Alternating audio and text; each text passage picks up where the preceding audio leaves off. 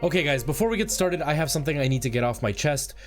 Might as well just do it at the very beginning. I don't want to, drag this on and torture you guys and torture myself without saying this.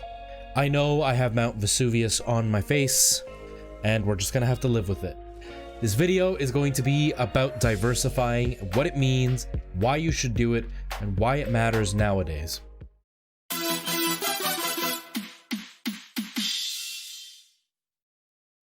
You know how it is. We're going to start it off by reminding you guys that I stream every Monday, Tuesday, and Friday on twitch.tv/retro for the first time, and every Thursday here on YouTube for the foreseeable future.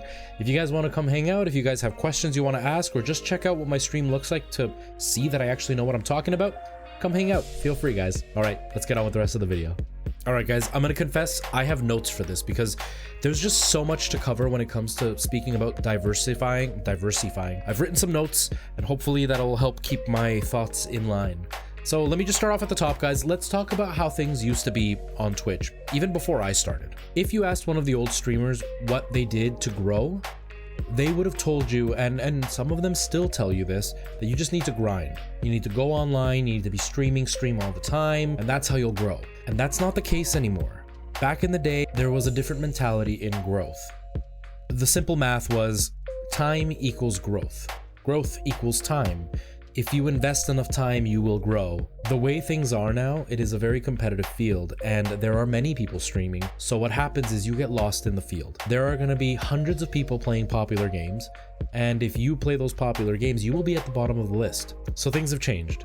The bar has been raised. Back in the day, you could sit with your built-in webcam and have your headset microphone completely distorted, no lighting, no special effects, just you without even a border and the game. And people would come. But in order to attract more people, people started to up their game. Just like every other industry in the world, the better you get at it, the more people want to see you. My quality's pretty good, but if all I did was grind, there would be absolutely no interaction in my channel. So I have to think outside the box. And this is where diversifying comes into play. So let's talk about what diversifying is and what it really means. All right, let me read you the definition. I've got it up on my screen. I will read you the exact definition that we're talking about. Diversify. Enlarge or vary the range of products or field of operation of a business. What does this mean? Obviously, that's a really dull way of saying it, but basically, if you want to become a streamer, you've got to do other things to support your stream. And no, that doesn't mean going out and, spending money on business cards and having the fanciest lights and getting nano leafs and all that kind of stuff. It literally means putting out content in other places that's not just Twitch. Think of it this way. You know the saying, don't put your eggs in one basket?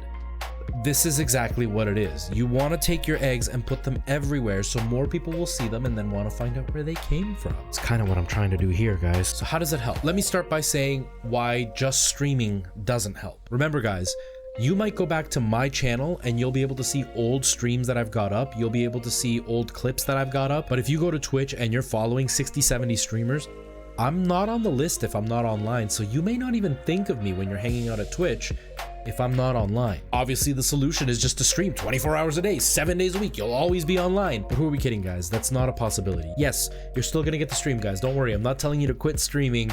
I'm just saying organize your time so your streaming is the most effective possible. So by having content that's working for you when you're not online, it's almost like having money in the bank that's collecting interest. Yes, it may only be one viewer that pops in from a video, but they might have another viewer come through from another video and another viewer from another video, and it builds up over time. Okay, let's talk about where you're actually going to diversify. There are a variety of platforms, so obviously you have to use more than one. There's Twitter, there's Instagram, TikTok, YouTube, Twitch. Those are the big ones that streamers are really involved with. Obviously, there's things like Reddit and other kinds of websites like that, but those are the big ones that people are going to really notice you on. Here's the big caveat though.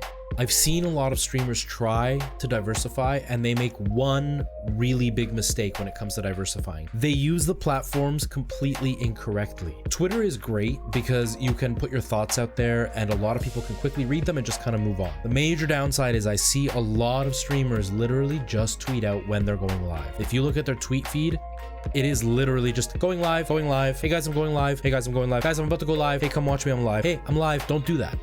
That's the worst way to use Twitter because people will really quickly become numb to it and start ignoring you. If you're going to use Twitter, make other content on Twitter that will attract people. Tell funny jokes, put up quick little tidbits, put up information, share news. I don't know, something different. I'm not a Twitter person, so I can't give you details, but you want to do something that suits the platform. The same goes for something like YouTube. I see so many streamers tell me that they have a YouTube page, and I go to their YouTube page and they've literally just taken their stream and just reposted it on YouTube. Or they take their stream and condense a 3-hour stream into a 40-minute video, but it's still the same live stream. And here's the thing with live streams, guys. It's kind of like an avocado. It's only good when it's sitting right in front of you for a very, very limited amount of time. That was a really bad analogy, but it's the only thing I can think of. It's short term. That's what I'm trying to say. A stream is fun because it's live and you can talk to the streamer, but as soon as the streamer isn't live anymore, that video footage is almost completely useless. When I watch streams, I want to be able to talk to the streamer. I want to see their live reaction in that moment. I don't want to watch the reaction that they had 4 days ago. What I'm getting at is if you're going to do gameplay footage on YouTube, make gameplay footage that's specific for your videos on YouTube. Your energy is going to be different. You're not going to be talking to audience members where I'm watching and you're having a conversation, and unless I'm reading the chat, I'm not going to know what you're talking about. Whereas if it's a video where you're talking and it's just footage of the game that you are playing at that moment, it has a different feel. It's going to be more consumable while you're not really online. Now let's talk about another place where you could upload videos, much shorter videos. TikTok. TikTok is a totally different monster. TikTok is almost like a mix of both. You get quick little moments to give your thoughts and it's still video footage. It's just merged. So you have to figure out what's going to work the best for a platform like TikTok. Again, I have perfect examples of what doesn't work. And the number one thing that doesn't work on TikTok is just reposting footage from your stream, kind of like on YouTube. You're only going to get a quick blurb. It comes in handy to show a little bit so people can have an idea of what your stream is like. But if you're literally only going to post what you're doing on your stream, again, nobody's going to get the context. Nobody's going to understand what you're referring to. So they're not really going to connect with it. I know I personally almost always swipe as soon as I see gameplay footage on TikTok. It doesn't have enough to grab my attention for those 15 to 30 seconds that a video might last. You also want to actually have a niche, because on TikTok, things happen so quickly. You want to be able to connect it with your niche. So if you're going to do a trend, make sure it connects with what your stream is about or what your content is about. Am I going to do a dance challenge? No, unless I can somehow connect it to video games. You have to find a way to make the content make sense with what you're doing. TikTok's greatest benefit is you can be discovered so easily, but its biggest drawback is you only have less than a minute to kind of get that attention and get people to want to stick around. So try to make that work for you. TikTok is awesome. Now, Instagram, I can't really talk about Instagram because I don't use it. I've never used it. I don't know anything about it. But I am positive the same rules will apply. You want to make content that is going to make sense for your channel. If you are like me and you collect toys and posters and stuff, you can put that up on Instagram. If you are a type of person that goes to conventions and is always going to thrift stores to look for games, you can put that kind of content up there.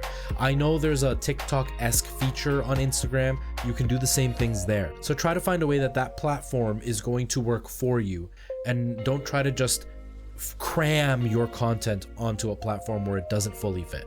Okay, so I'm telling you about diversifying, and if you look at the view count of this video when it's new, hopefully in the future this will be completely wrong. If you look at this video view count, the number isn't very high. So why should you bother listening to me? I've been using TikTok very, very efficiently, and I've had a lot of luck. And I've dedicated a lot of time to TikTok. Now, I don't want to get into too much detail because I don't want you guys to think I'm flexing, because this isn't the point of it. The whole point is just to show you guys that it actually works. But in about the span of a month, I've gained about 1,200 followers on Twitch. Here on YouTube, we've gone up about 300 subscribers, which isn't huge, but if you guys have been around my channel for a while, we were really stagnant for a really long time. So 300 is quite a lot in 1 month. For the way the channel was. And it's all because of TikTok.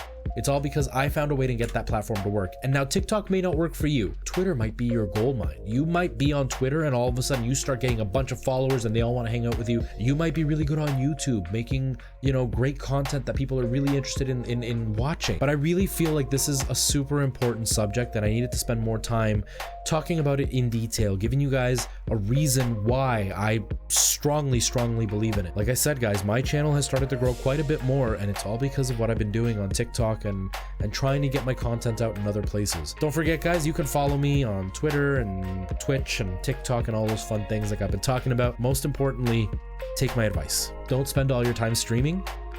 Dedicate time to other things, because then your stream will get better. And then eventually you can dedicate more time to streaming. All right, I hope this advice helps you guys. Have yourselves a great day. I will see you around.